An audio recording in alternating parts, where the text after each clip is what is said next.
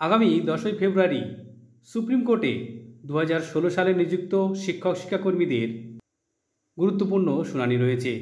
সেখানে এসএসসি, মধ্যশিক্ষা পর্ষদ এবং সরকার পক্ষের আইনজীবীরা তাদের বক্তব্য রাখবেন, যেটি খুবই গুরুত্বপূর্ণ, যার দিকে তাকিয়ে রয়েছে সমস্ত যোগ্য শিক্ষক শিক্ষাকর্মীরা।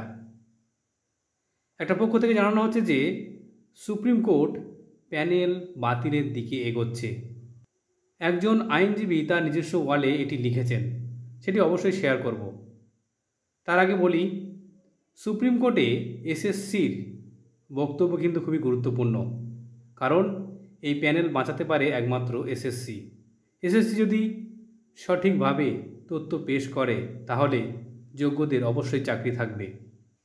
বর্তমান পরিস্থিতিতে স্কুলগুলিতে শিক্ষকের অভাবে ধুঁকছে, তারপর যদি এরকম সমস্যার সম্মুখীন হতে হয় তাহলে শিক্ষা ব্যবস্থা একটা কঠিন অবস্থার মধ্যে দিয়ে যাবে। সেদিকে যাতে না যেতে হয় তার জন্য অবশ্যই প্যানেল বাঁচাতে হবে এবং তার জন্য অবশ্যই ঝাঁপানো উচিত এসএসসি এবং মধ্যশিক্ষা পর্ষদ এবং সরকার পক্ষের আইনজীবীদের। এবার আমরা দেখে নেব যিনি এই মন্তব্য করেছেন তিনি কি বলেছেন। দেখুন বন্ধুরা, তরুণজ্যোতি তিওয়ারি আপনারা জানেন একজন আইনজীবী, যিনি এই মন্তব্য করেছেন, যেখানে বলছেন যে কলকাতা হাইকোর্ট একাধিকবার রাজ্য সরকার এবং এসএসসিকে নির্দেশ দিয়েছিল যোগ্য এবং অযোগ্য প্রার্থীদের তালিকা জমা দিতে, কিন্তু সরকার বারবার তথ্য গোপন করেছে এবং অযোগ্যদের রক্ষার জন্য সুপার নিউমারি পোস্ট তৈরি করার মতো পরিকল্পনা করেছে। এই উদ্যোগ প্রমাণ করে যে রাজ্য সরকার অযোগ্য প্রার্থীদের রক্ষায় বদ্ধপরিকর ছিল। এখানে দেখুন, সুপ্রিম কোর্টের সাম্প্রতিক পর্যবেক্ষণে স্পষ্টভাবে উঠে এসেছে যে নিয়োগ প্রক্রিয়ায় এমন অসঙ্গতি ছিল যা পুরো নিয়োগ প্রক্রিয়াকে অবৈধ করে তোলে। ওএমআর সিট ধ্বংস হয়ে যাওয়া এবং প্যানেলে অনুপযুক্ত ব্যক্তিদের অন্তর্ভুক্তির বিষয়টি প্রতারণা ছাড়া কিছুই নয়। সুপ্রিম কোর্টের মন্তব্য, ওএমআর সিট ধ্বংস, মিরর ইমেজের অনুপস্থিতি এবং যোগ্য ব্যক্তিদের বাদ দিয়ে অনুপযুক্ত প্রার্থীদের নিয়োগ, এটা সম্পূর্ণ এক প্রকার প্রতারণা। আজ এই পরিস্থিতির জন্য সরকারের দুর্নীতি এবং অযোগ্যতার কারণে প্রকৃত যোগ্য শিক্ষকরা বলির পাঁঠা হয়ে পড়েছেন।